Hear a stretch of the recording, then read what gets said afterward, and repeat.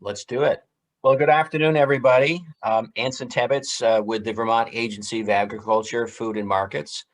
Well, welcome to this discussion.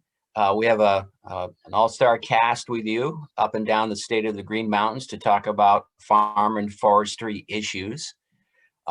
First of all, if you want to ask a question, we're going to direct you to the Q&A that you should see there. So if you've got a question that you'd like to ask to a panelist, please do that in the Q&A, and we'll try to get that into the discussion here.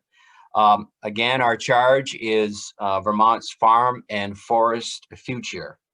And that is what we're going to be discussing here. So first of all, we want to introduce the panel that's with us today, and we're going to give just a little bit about what they do, where they've been. Not a long explanation, but just a couple of minutes so you get an idea of where they're coming from and their experiences with farm and forestry. And why don't we begin with Mateo? Mateo, why don't you introduce yourself and talk a little bit about what you're doing? Hi, everybody. So glad to be here with you all. My name's Mateo Kehler. I started Jasper Hill Farm in Greensboro, Vermont with my brother Andy 19 years ago. We started milking 15 heifers, making cheese twice a day initially, and had a pretty good run right out of the gate. Basically, from the beginning, our intent was to try and model or at least demonstrate that it's still possible to make a good living milking 50, 60 cows on a rocky hillside farm in northern Vermont. And we are using cheese really as a lever, ultimately to transform what it means to milk cows in our neck of the woods up here. At this point, our business has grown quite a bit. We built the Cellars at Jasper Hill in 2007 and 2008, where we matured cheese for other cheesemakers and take on like the marketing, sales and distribution functions. And we've continued to add farms. We purchased some milk at this point. We bought Andersonville Farm in West Glover, Vermont in 2015. We were milking 230 cows there. A year before last, we started Bridgman Hill Farm in Hardwick with a young couple from California. We're partners, Ryan Andrus and Annie Rowden, and we milk about 450 goats in Hardwick. We built a bottling plant. We operate a second cheese plant at the Vermont Food Venture Center, where we make soft cheeses, and we're in the midst of a real ramp up of our both investment and physical production infrastructure as we get ready to take on a role as a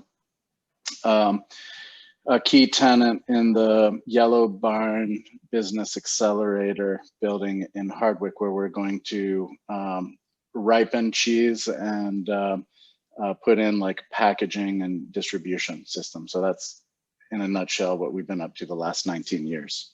It's been crazy. We have 120 employees at this point. So it's been a ride.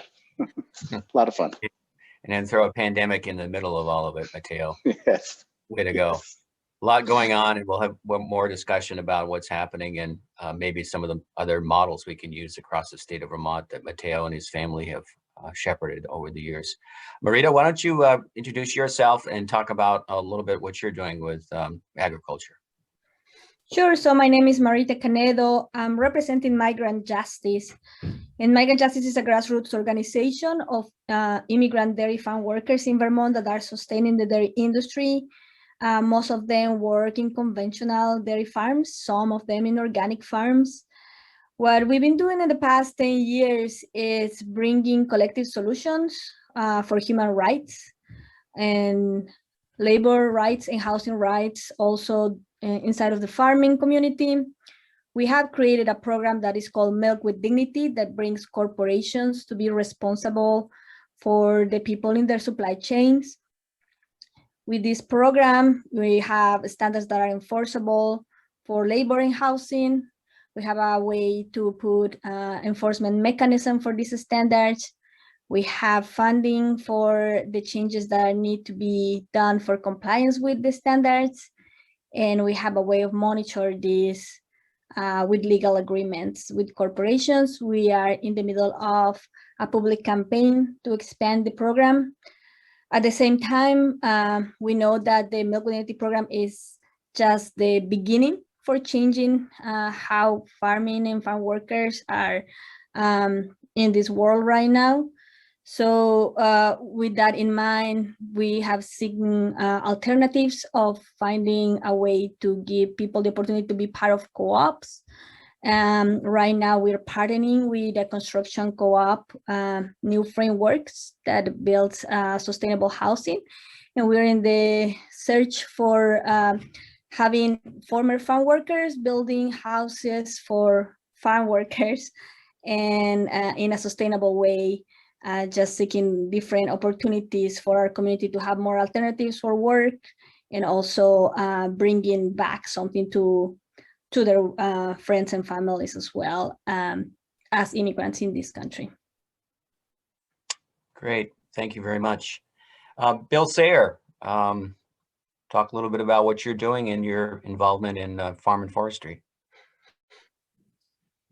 Thank you, Anson, and thanks to the Council on Rural Development, Paul Costello, and the whole crew for putting on this event today, where we can all learn more about our rural economy, the environment, and the culture.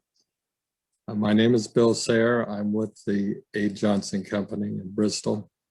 We grow timber throughout the state of Vermont.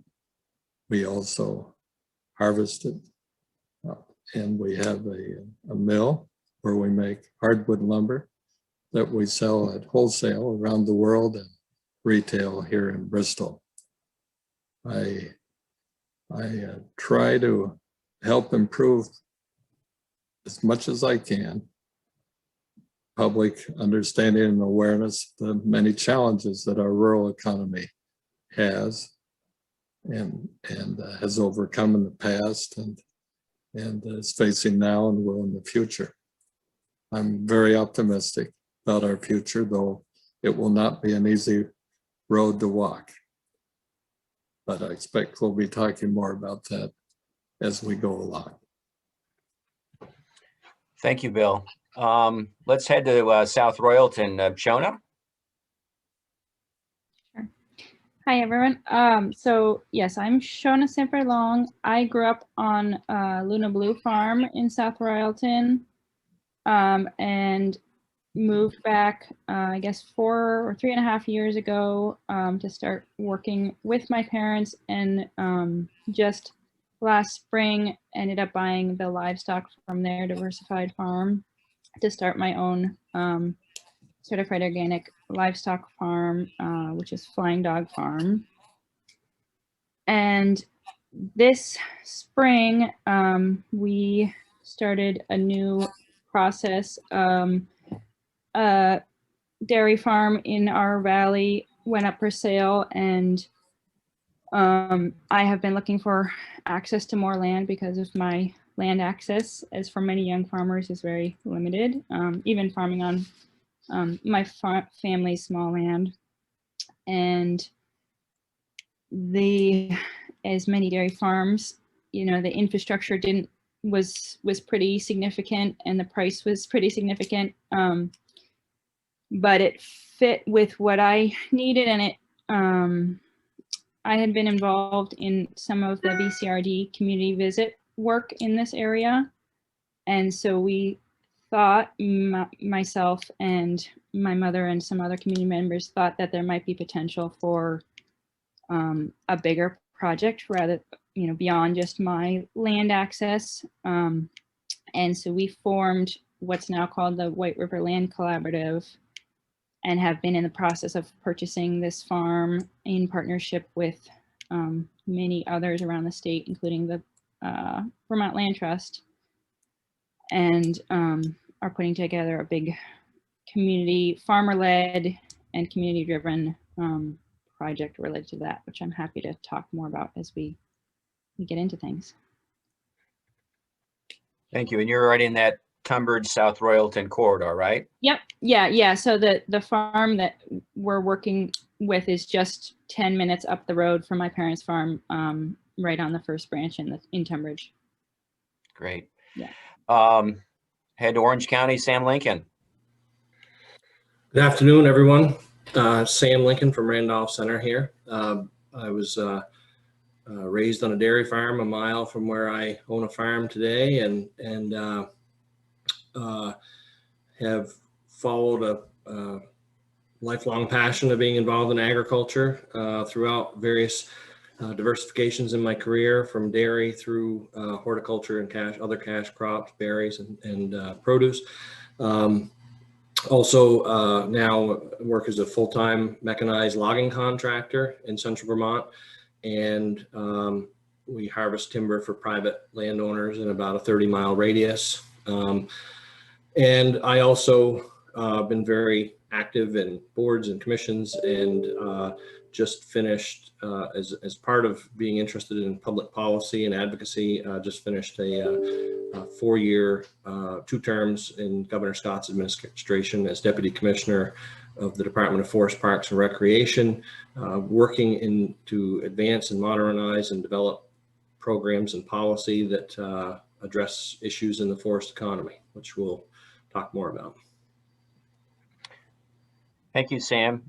So one of our tasks, and the question is, and one of our goals here is Vermont must conserve our lands and advance our working landscape.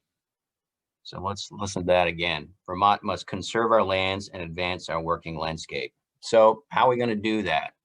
We're coming out of a pandemic. We've gone through a major disruption. That's something hopefully will never happen again in our lifetime, but we've gone through it. We've seen the ups, we've seen the downs, we've seen the opportunities. We've seen loss, both loss of life, but loss of business. We've had businesses have to rewrite their business plan overnight and reinvent themselves on the fly. So, but it creates a tremendous amount of opportunity through agriculture, because I think we've had a reset with the world again. I think the world has figured out farming and forestry is pretty darn important, as we witnessed the shelves in some of our supermarkets be empty, and at a point where we had, you can only buy 1 or 2 gallons worth of milk, but at the same time we were dumping milk. So that's kind of hard to wrap your head around at times. That was what we were facing about a year ago at this time. So Bill Sayre, why don't we go to you first, Bill? What are we going to do here? How are we going to advance our working landscape? You've been at it a while. You've seen various ups and downs over the various years. What are we going to do here? What do we need to do? Well, thank you, Anson. And indeed, we have seen cycles before, many over the decades and even centuries, if you want to look at it that way. I firmly believe that we have to be mindful of how we accomplish that goal. I doubt we've got much disagreement, at least on this panel, in this whole event of the future of the working landscape. I doubt we've got anybody who doesn't support conserving it. The question is, what's the best way to do so?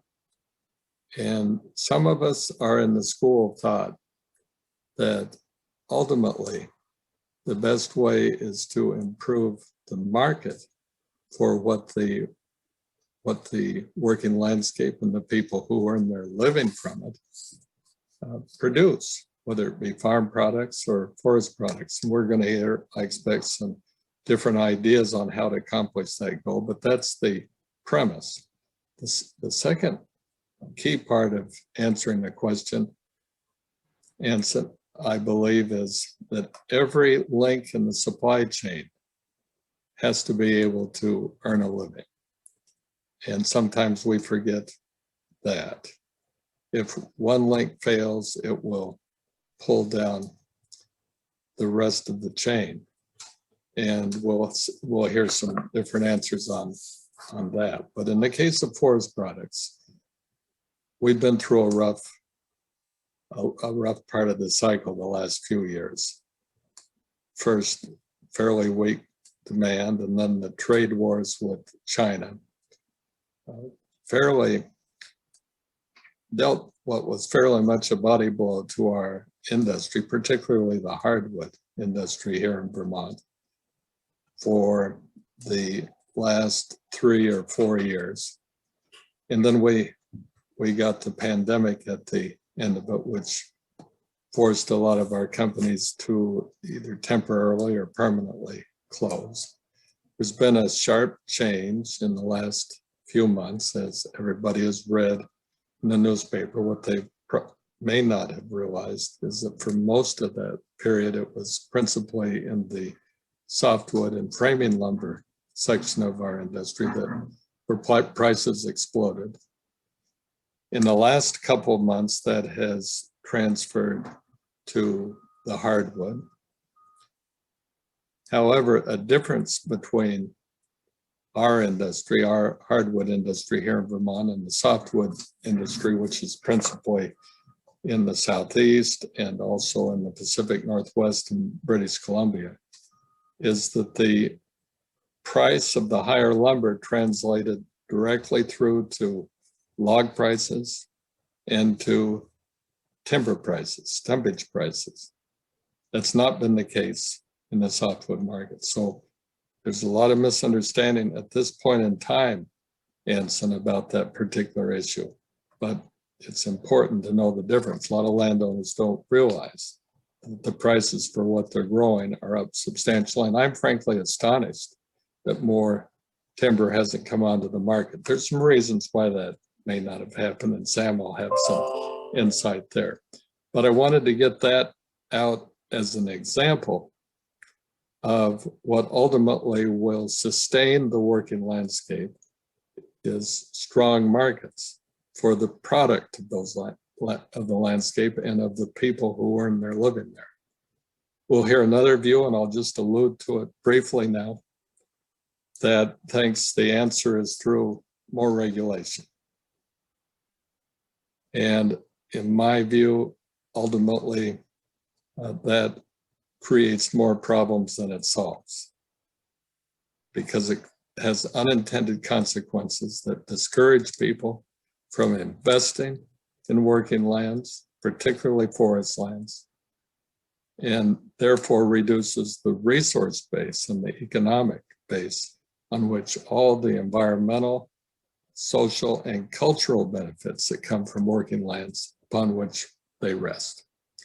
That's probably enough for me for now. Okay, Bill. Let's talk a little about Shona. You're starting. You've got some history with your family. You've got a previous generation that's has a farm, has a business. You're reinventing that. You're bringing more people in. What are the challenges for you as you move forward of advancing the working landscape or conserving all these, conserving the land and making a working landscape where people can earn a living? So what are your challenges going forward as someone who's sort of at the beginning of starting a new business? Yeah, so I think, I'll start with the land access challenge, because that's the kind of the first place with this project. And I think that's something that's been, talked about a huge amount in the state and nationally. I don't know that we necessarily have the solution to it with this project, but it's something that we're really trying to figure out. The pandemic has made land access an even bigger issue, I think, than it already was, with the way prices have, land prices have increased, and maybe bringing more people with more money into the state looking to buy real estate. We are really looking at trying to figure out how to take the land price and mortgage out of the factor for for farmers, so what we're looking at right now is more of a leasing, long-term, secure leasing model, and there's still issues to figure out with that as far as building equity, and there's all sorts of things. And part of that is also looking at how can we integrate different land and infrastructure uses on one piece of land, which I think is really important in making businesses more economically viable. I think, something Bill said, the markets are really important. I think focusing on how to make our ag and forest businesses economically viable is huge. And there's a lot of work to do with that. Some of it's markets, some of it's figuring out how we can best use, different land and resources, and how we can support farmers at all stages to, do the business planning they need to, or be able to invest in the things that they need. I think as a young farmer, there's a lot, like investing and getting started is a huge process, and there's a lot of support out there, but it's still, I think as a second generation farmer, I have even more support than someone that's just starting from nothing. But it still takes a lot of time, and it still takes a lot of planning and, looking for who is willing to invest in a new enterprise. And I think that's something that we can maybe do better at figuring out how to support. Well, great. And I think Mateo was in sort of your shoes maybe 19, 20 years ago. He had a vision of what he wanted to do with his family in the region of Greensboro, and it's matured over the years. And granted, Mateo, it's changed over the last couple of years, certainly. So what's maybe, how did you get started? What did you need to do to advance what you were doing to improve the working landscape? I think our startup in the early 2000s coincide. We're just lucky. We're so lucky. We showed up. We were able to purchase this piece of land, 210 acres for around $700 an acre, and we started the business with $80,000 in cash and $250,000 in debt. And we've reinvested every penny we've ever made back into the business. But, we built all our buildings just before, the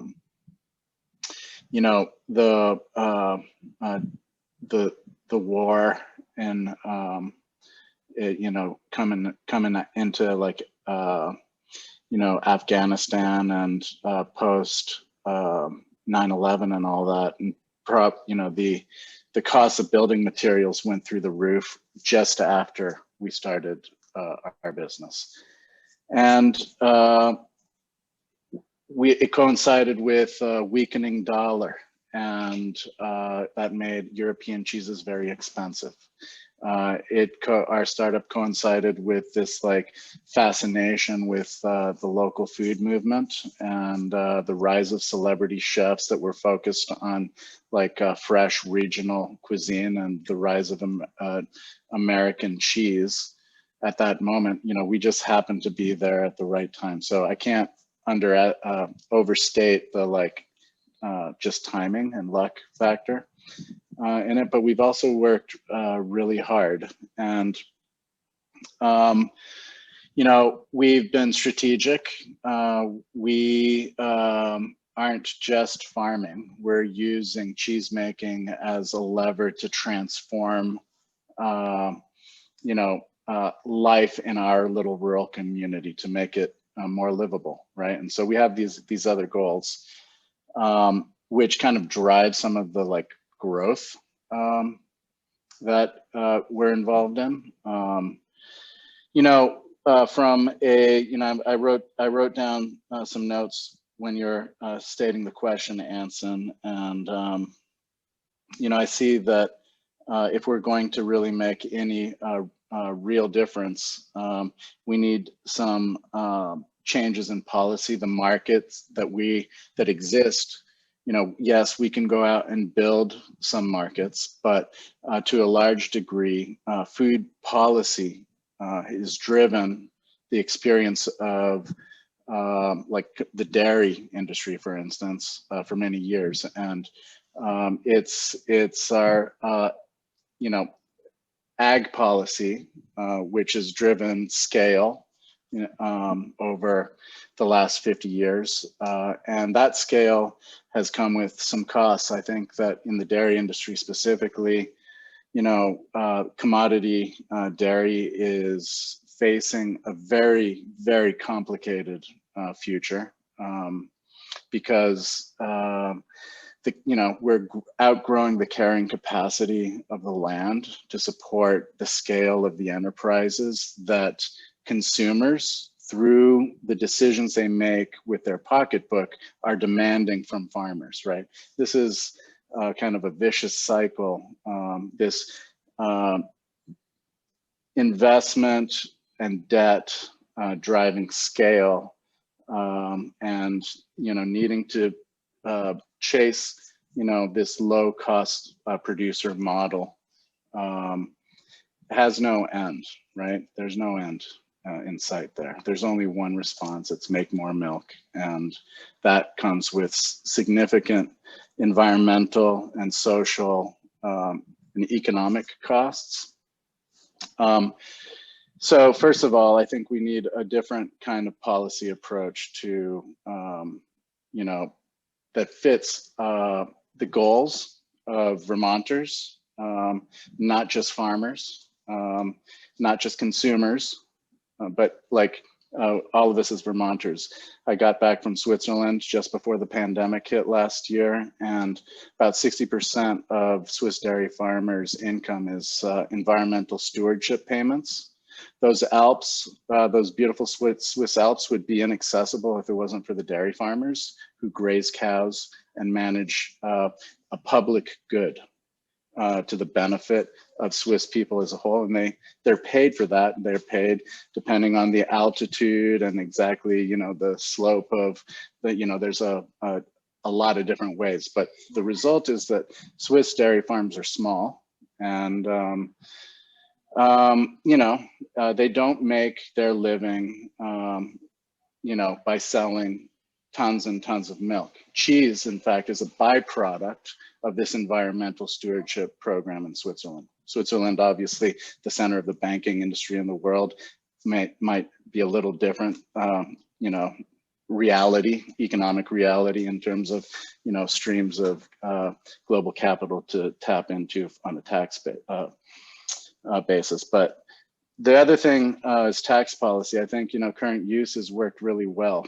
If you look at the working landscape, I'm looking out my window at thousands of acres of land that's either state forest or, you know, benefited from the current use policy.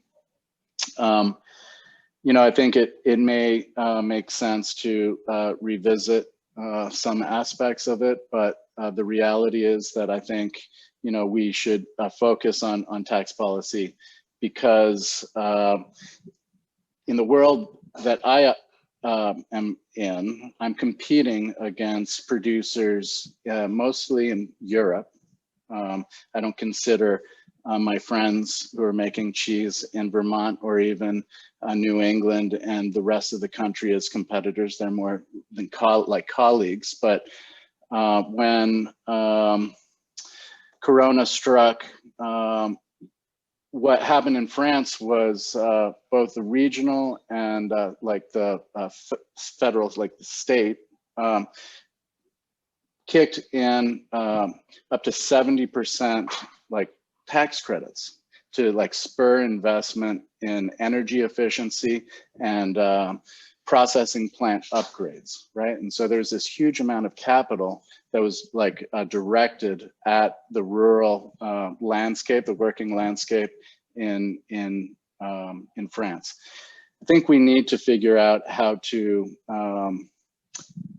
redirect the flows of capital, because if you look at the experience of agriculture in Vermont and in rural America generally, there's this transfer of wealth that is taking place. It's, we are exporting equity, and we've been doing this for years, and it happens through pricing mechanisms, right? And the price of milk is actually a subsidy to suburban and urban consumers.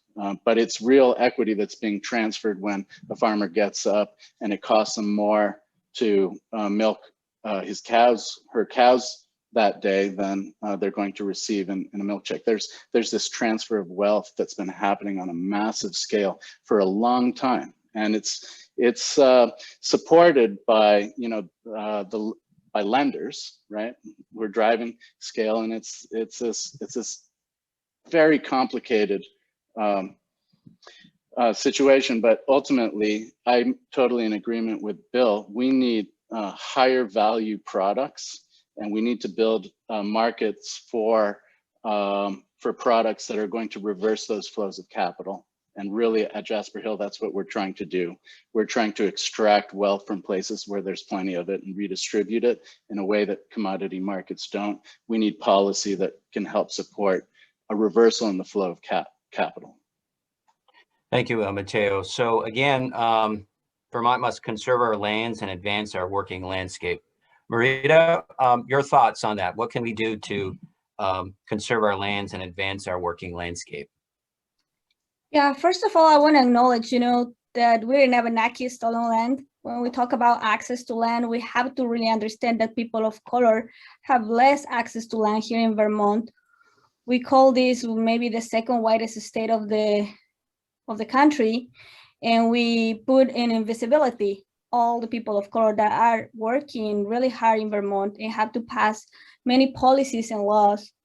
I hear what everybody's saying, the price of milk. It was terrible what you just said, in the middle of the pandemic, farms had to cut their production by 15%, dumping the milk, while supermarkets were increasing their profits during the pandemic. So actually, hearing what everybody's saying with the prices of land have increased, the building materials prices have increased, and we want to have strong markets and more regulations. The truth is, farm workers, immigrant farm workers, have been bringing solutions for this in this supply chains. As Bill said, the supply chain has to work for everybody. If a link is not receiving what is needed in dignity, then all the chain doesn't work. So recognizing and just changing, as Mateo was sharing, redistributing the money. Instead of fighting with each other and keep ignoring what, the communities of color and the most affected communities, like the milkers in the conventional farms are telling you to do or are bringing the solutions, I think we need to figure out where the money is going. We're in the middle of capitalism. So who's profiting from the work of the land, really?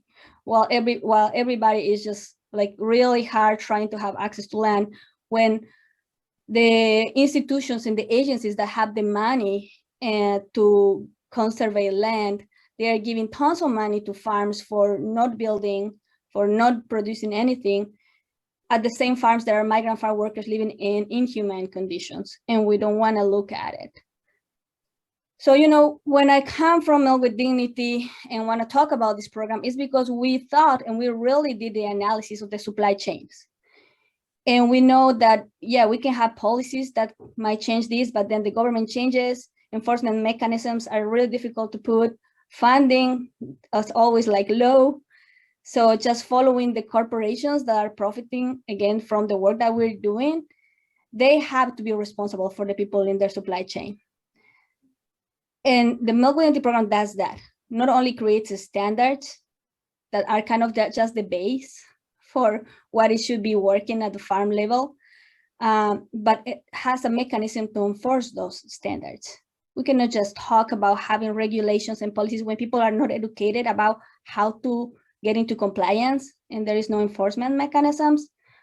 and also how we bring the money to do so. So if any farmer needs more people, needs more animals, more equipment, more access to land, let's not ignore that migrant workers are doing this right now just with one company, and we're still trying to expand this. We're trying to talk to the state to see, how Vermont is sourcing their dairy. Where are they buying? Who are they paying?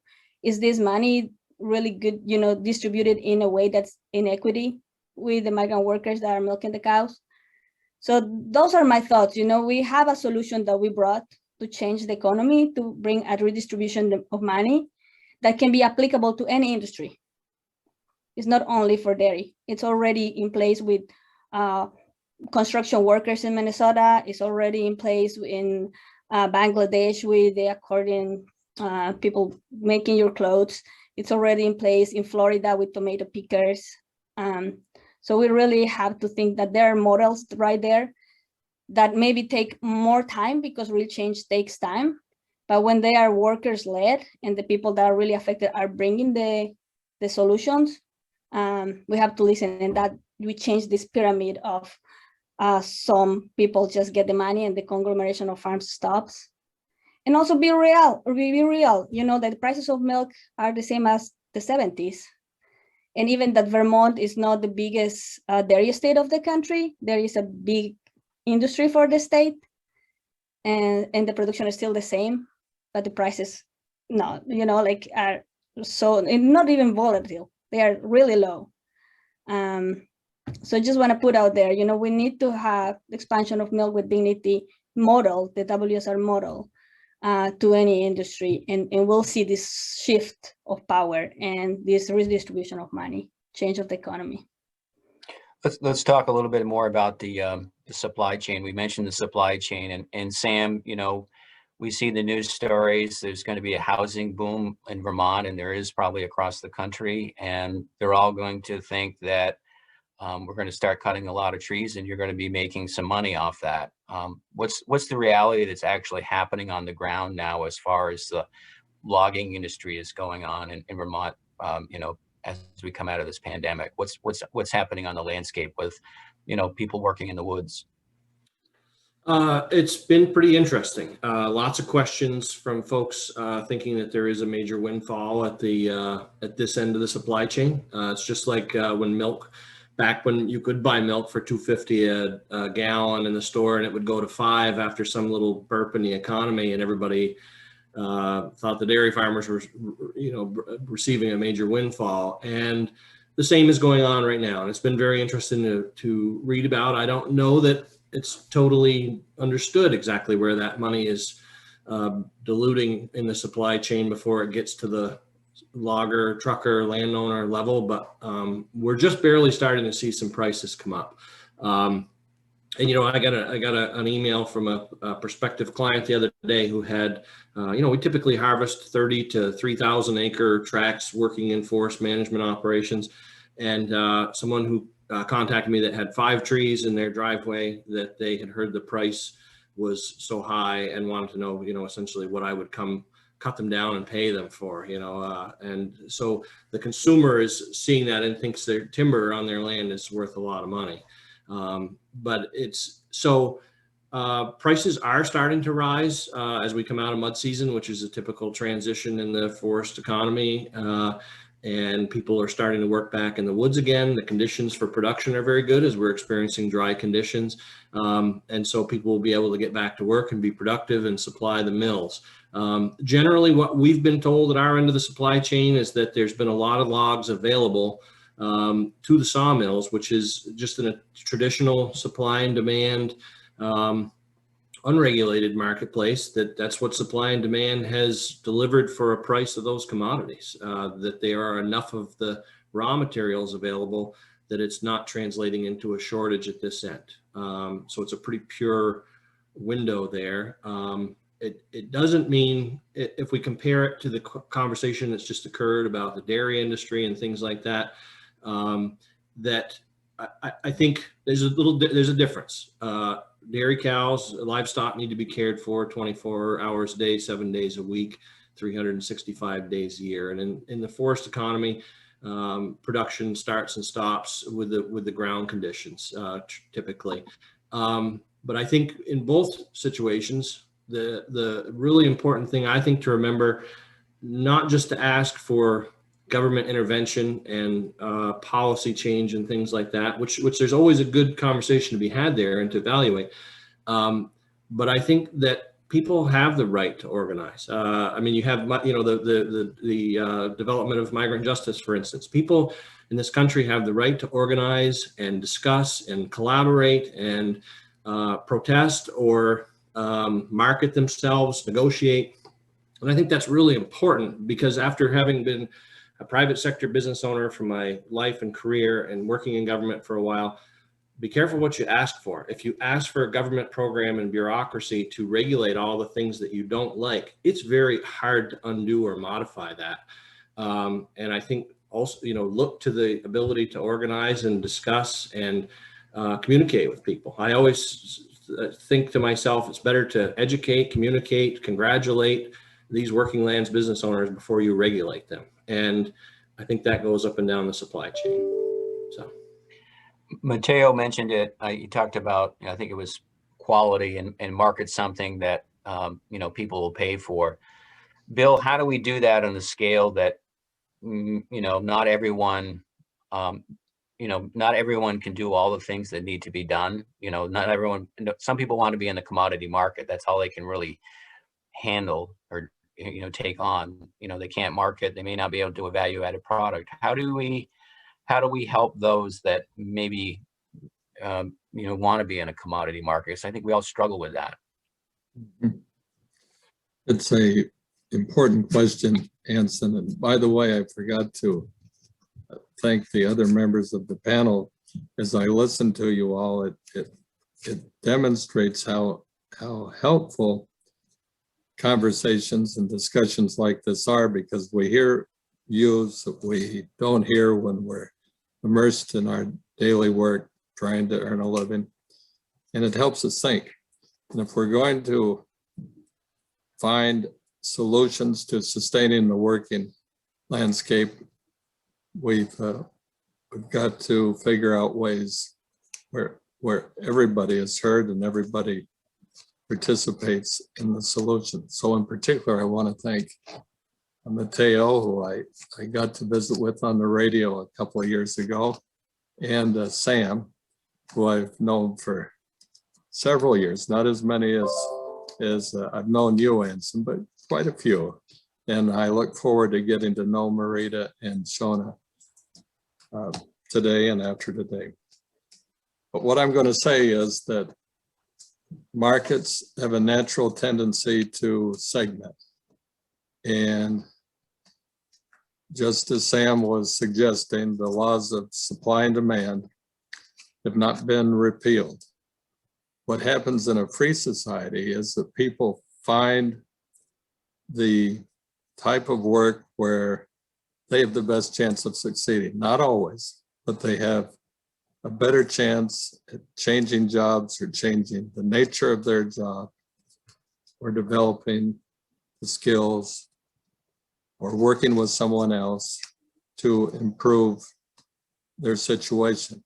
And for some people, particularly like Mateo with the very fine Jasper Hills cheeses that are known around the world, that's something at which he and his brother have found a way to succeed and to separate themselves from the commodity market. And Sam's done that in many ways. I'm thinking now, Sam, of arugula, which you still haven't explained to me exactly what that is, but one day I'll figure it out. Other people, though, Anson, to which you're alluding, either don't have the opportunity or the inclination to do so. They feel more comfortable working in a commodity market. And while we may not think that fits for Vermont and in many cases it does not. For the most part, it exerts an enormous influence on the pricing of natural resources here in Vermont.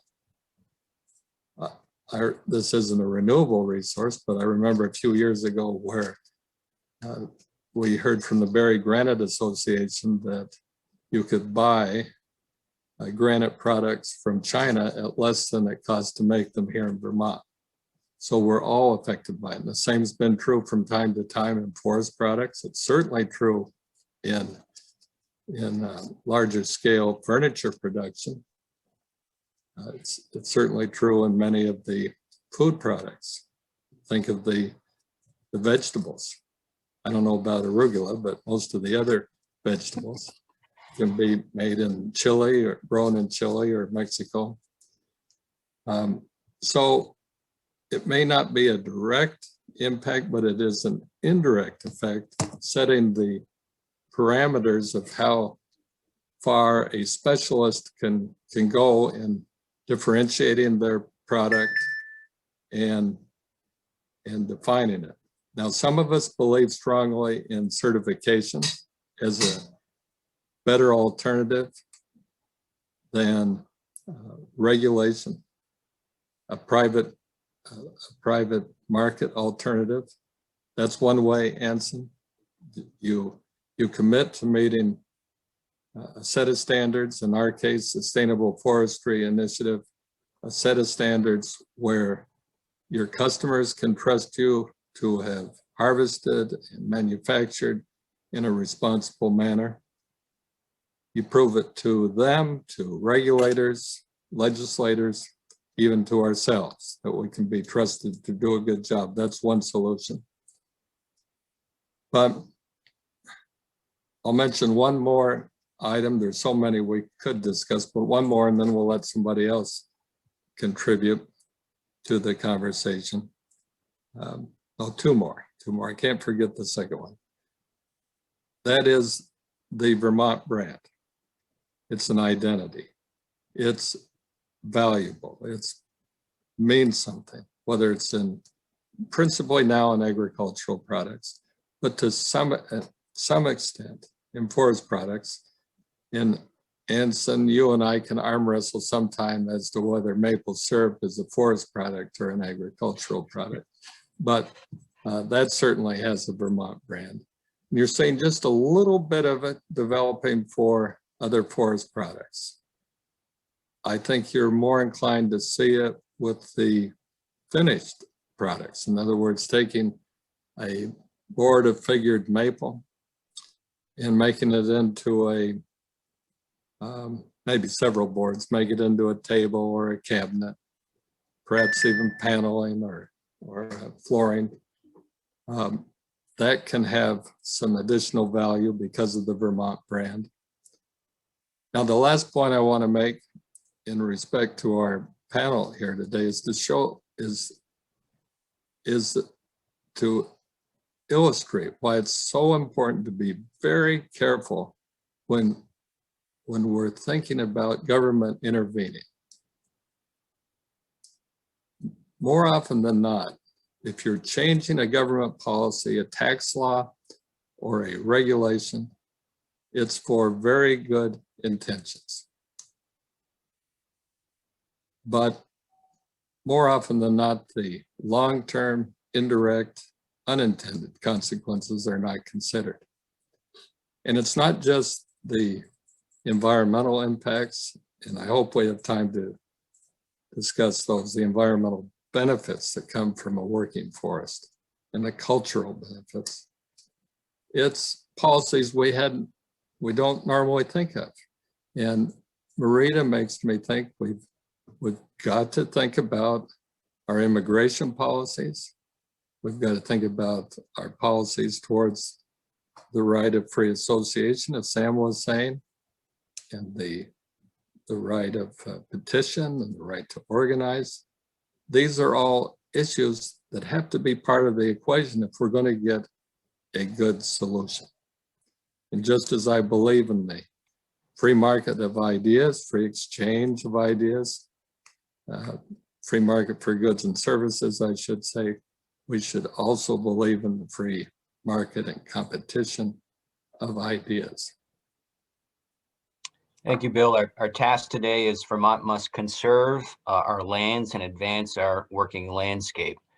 Shona, talk about if you had your, 10 years from now, where would you like to be in your vision as you start now? Where at the end of a decade, where would you like to be as you develop your business, and how that would, contribute to your community and also your family?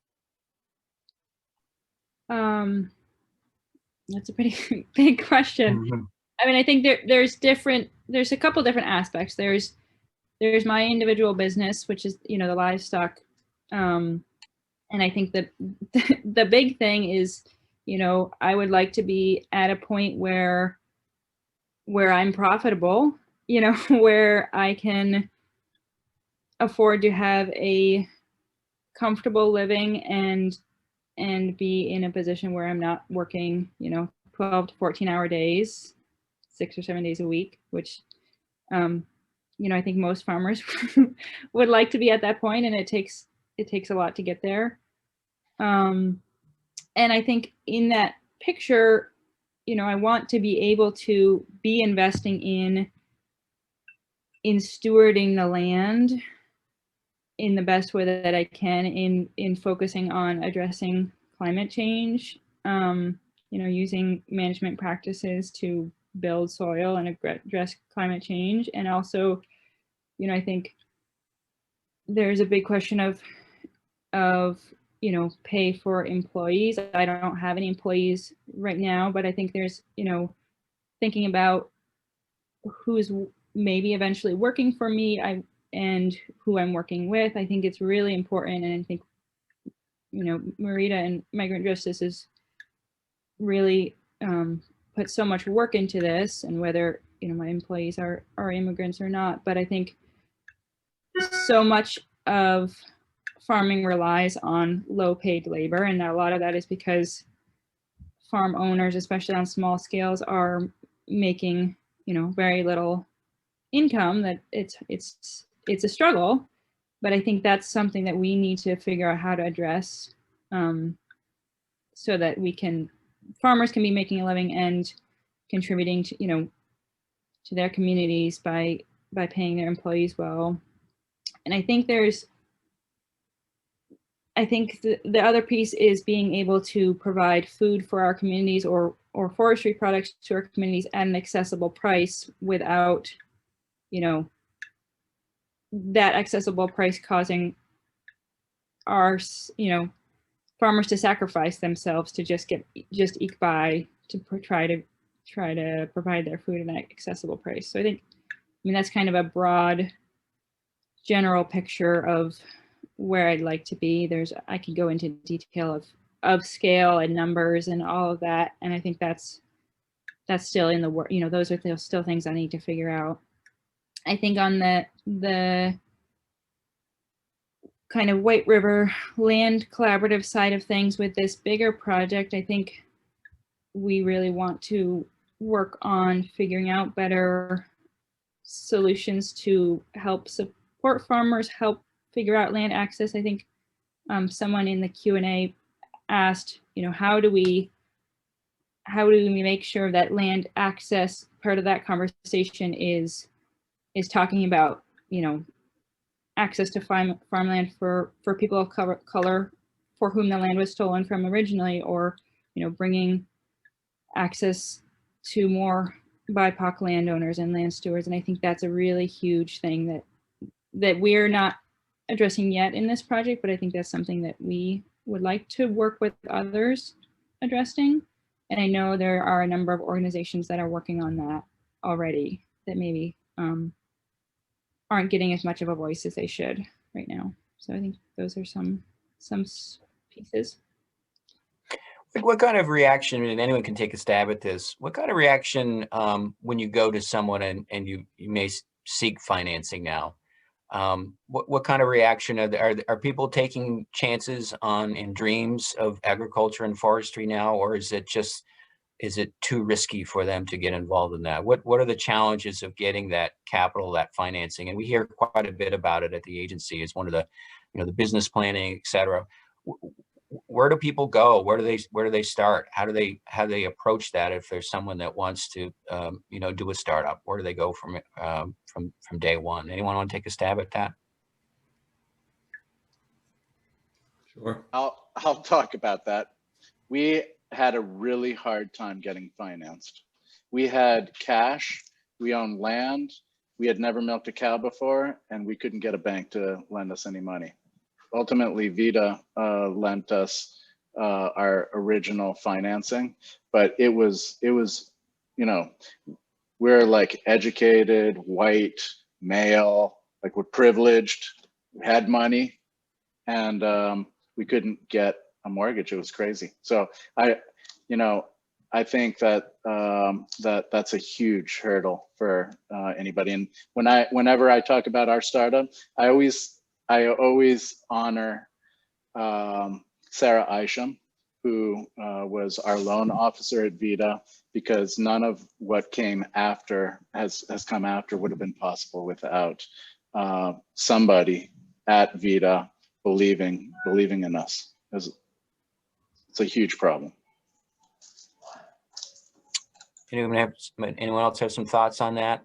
Any suggestions of where people need to go, or how do you approach it? I mean, how do you approach going to someone and say, look, I need your help. I need financing. I've got a dream. I've got a business plan. How do we go about it? It's changed a lot, I think. In my time I would call myself mid-career, I experienced some of the challenges because when I started enterprises that were not related to my family's dairy business, people didn't consider that I was a farmer because I wasn't milking cows, and it was not. It was just viewed differently. I had local banks that took a chance on me, and I built equity, and I also had to pay as I went and build. I suffered setbacks and had to pay for them, pay those bills and debt down, and rebuild and be stronger and learn from my mistakes. I always say debt is a great motivator, and makes you get out of bed in the morning. And especially when you're paying debt for past mistakes, there's nothing you want to do is put that in the rearview mirror and learn good lessons from it. But I think what I want to point out to somebody today that's different than when I started out is the availability of the business coaching and counseling, whether it's through the Housing and Concert VHCB's Farm and Forest Viability Board. Yankee Farm Credit has services. There's a tremendous amount of opportunity for someone to get some coaching from some people that will make sure that you're putting your finger on all the basics and covering bases that a startup person like myself or others, everybody here was a startup in whatever venture at one time. And there were things that you probably wish you'd known then. Obviously, we all do. And I think that's a big thing that's changed in Vermont's working landscape. And since the days I started, is that wasn't available when I got going. I went to the SCORE was before the Farm and Forest Viability Program was invented, Service Corps of Retired Executives, I think. And I laid out a explanation of what my farm and forestry businesses look like to this gentleman, was a retired executive. And he said, I have absolutely no idea how to help you. And it was fortuitous that in the ag review, I saw an ad for the Farm and Forest Viability Program not longer and got connected with a very knowledgeable business consultant. And I absolutely think that was pivotal in the maturity of my business and my ability to now be able to borrow money with an email or a phone call to my local lender. But responsible, affordable credit is critical. I just want to add that unfortunately for our communities, it's not even an option. And when we need funding for any project, it's putting our misery out there. And people want to hear the tragedy and people want to hear the sad stories and just want to see the realities that farm workers are living. With housing, for example, even under the Milk Dignity program, it's really costly to bring like repairs and a new housing. And we know that there are houses in farms that are completely out of codes. Like there are so many violations of housing codes with the Vermont law that are happening. There is no inspections. I mean, the capacity of the government doesn't get into these farms to see how really people are living. So what the milk identity program brings is a way to enforce these regulations, but we know still costs money, still takes time. So we have to be really creative when it comes to projects. Like, for example, under the milk identity program, there has been a good collaboration with Efficiency Vermont in our new frameworks with this idea of bringing farm worker housing, not only just another old trailer that's going to be cheap. You know, it's like sustainable housing, energy efficient, and other alternatives. So it takes like more time to get it, but in the long run is less costly and it's sustainable. Also, I have to say, you know, during the pandemic, we were able to have access to 160 acres in Marshfield. There is a grassroots center of organizing there. Because of the pandemic, there were some funds that were able to bring gardens and give access to food to a lot of farm workers in the community that didn't have the chance to leave the farms because of COVID, but also, you know, the access to food was less. So I think we need to be really, really creative when money is there, funding is there. People wanted to organize and people want to do these things. We just need to listen what the things are happening, and because we are able to do it. We just need to be creative and not keep going into the same system that is bringing us all these debts, all these other things that are not working and keeping us on the same like system of economy that we're suffering and others are profiting. So I can give you tons of examples. You know, the People's Kitchen in Burlington that has been feeding all the migrant families in Burlington and Chittenden area just from donations and cooking every day for hundreds of families for the past year. So I think that's, my take on this. We have to really be creative because the money is there. Call on the institutions and agencies that have the power to give money with the regulations and make it more accessible when there are these initiatives. We mentioned tax policy, and I think Mateo mentioned tax policy needs to be changed. Does anyone have a suggestion to something that would help the working landscape, that would change the tax policy? We have current use, and I think everyone would agree that we wouldn't have much of a working landscape if it wasn't for the current use program on the forestry and farm side. But is there anything else that can be done that we would have some control over in the state of Vermont as far as tax policy? I have an idea. How about tax credits for dollars that are invested in infrastructure to support value-added high production or transformation of commodities? You know, we need. You know, I watched the log trucks roll right up Route 16 to the Canadian border. And the reason they're doing that is because all the infrastructure for milling has disappeared from Vermont and is like very healthy across the border. I think, I don't know anything about this really. So in the presence of experts in the forestry, but I just see the trucks going up there and the finished lumber coming back. And that's really driven by, you know, these tax policies and across the border. In Quebec, rather in Canada, if we were to build a cheese plant, we would get essentially a 60% federal like grant subsidy to build a value-added processing facility. Right? That's happening. You know, that's happening 30 miles from where I am. And if you want to see investment, you need to figure out how to direct the flow of capital, and tax credits is a great way of doing that, rewarding people for making investments in our working landscape.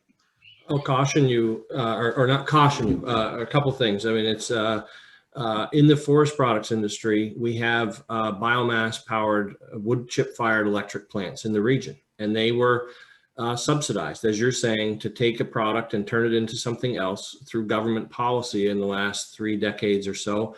And that political support, when something is subsidized by political support, that goes away over time. We have people in this state and this region that have tens, if not hundreds of millions of dollars invested in the infrastructure to deliver wood fuels to these power plants. And those markets, because they've become politically unpopular, are going away rapidly. And while that happens, people in the rural economy are bleeding out economically as they look to pay down the debt of the chippers and the trucks and the grapple skidders and the feller bunchers. And so asking for government intervention to do that is, again, it's not in perpetuity. It's really critical, because we're living that in real time right now, where government support has waned. Now they've decided, well, we don't like that so much anymore.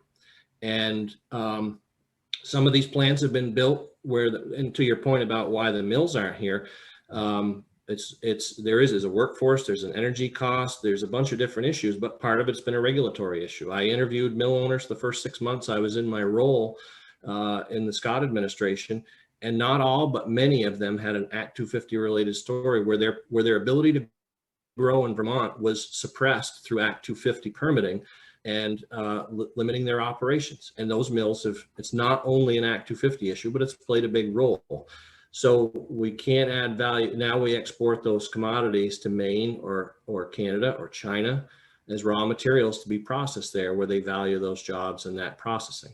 So it's a hard balance when we ask for that intervention. It comes with a lot of cost, whether it's social or business cost, and it's very difficult to navigate. Well, we're getting towards the end. We've got, we're going to get backed up here. We've got another session that starts at 4:45. My apologies. I've turned off my video. The storm has arrived in Cabot, and I think it may be hurting my connectivity here. I hope you can hear me. We want to thank all our panelists for sharing your knowledge, your expertise, building these relationships. Please reach out for follow-up questions. Continue to take part in the summit over the next day and a half. There's many more sessions ahead of us, and we'll see some action items at the end of the session, hopefully. What you're doing is critical to Vermont and its future. Rural Vermont, as we all know, needs support, needs a little bit of love, and we hope to give it to you over the next few weeks and months. But again, I want to thank all of you for joining us, both the panelists, but also the people listening in and offering their support as well. I think we'll end it there. We've got another session coming up in about 5 minutes, so we want to clear the board so we can get into the next session. I want to thank you all for joining us today, and we appreciate all your support. Thank you. Thank you all. Thank you. Thank you. Thanks, everybody. Thank you.